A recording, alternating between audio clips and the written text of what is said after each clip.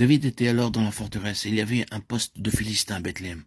David eut un désir, et il dit, « Qui me fera boire de l'eau de la citerne qui est à la porte de Bethléem ?»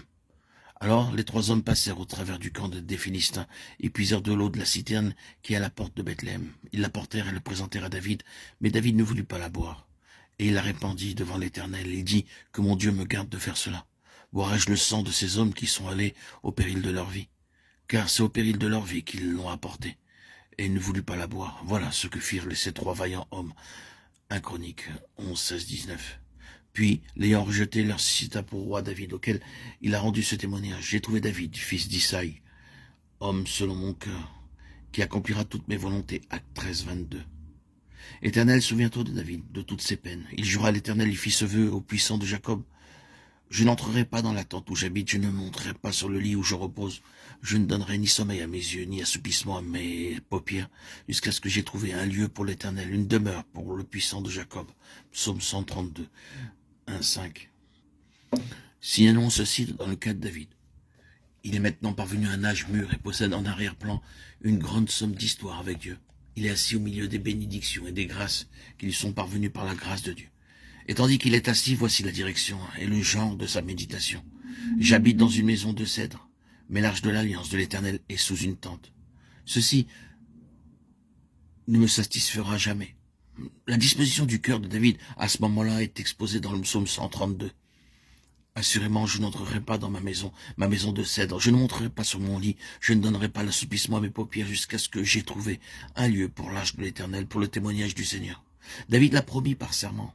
Le dévoilement du cœur de David se trouve là.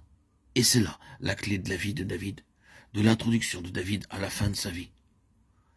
Vous trouvez que cela résume tout?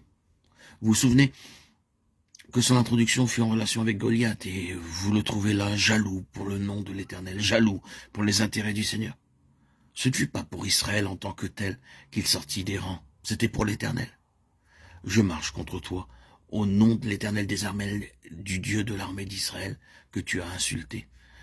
Aussi, quand il est ordonné à Samuel de oindre le successeur de Saül, et que l'on fait passer devant lui les fils d'Ishaï, alors David est encore absent.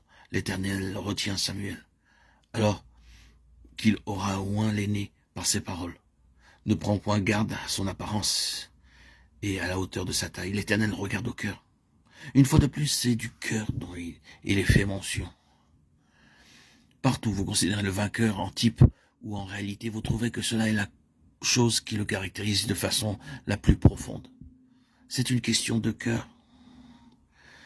Il en est ainsi jusqu'à la fin. Nathan dit à David, « Fais tout ce que tu as dans le cœur. » Nathan était un brave homme et avait une grande place, une place d'honneur dans la vie de David. Nathan fut l'homme qui put reprendre un roi et dont la réprimande put être reçue sans mauvais sentiment et parce qu'il connaissait le cœur de David. Nathan fut en mesure de dire face à toutes ses fautes, faillites et conduites déshonorantes à l'occasion, « Fais tout ce que tu as dans le cœur. » Puis vient ce magnifique témoignage de David. « J'ai trouvé David, un homme selon mon cœur. » Comment cela se peut-il? Regardez David et son péché à l'égard d'Ouri. Regardez David dénombrant Israël et menant la dévastation sur toute la maison. Oui, regardez encore David dans sa faiblesse, ramenant Absalom, le meurtrier, sans aucune repentance de la part du meurtrier, purement sur la base de l'affection naturelle, fermant les yeux sur la responsabilité morale. Est-ce cela un homme selon le cœur de Dieu? Ah, ce sont là les faillites et les faiblesses de l'homme. Mais juste au cœur de cet homme-là se trouve quelque chose que Dieu considère, qui demeure tout au long de sa vie. Cet homme a une jalousie ardente, dévorante pour les intérêts de Dieu, afin de trouver un lieu pour le témoignage. Il est dévoré par le zèle de la maison de Dieu. C'est l'héritage de Dieu qui est cher au cœur de David. Il est donc l'homme selon le cœur de Dieu.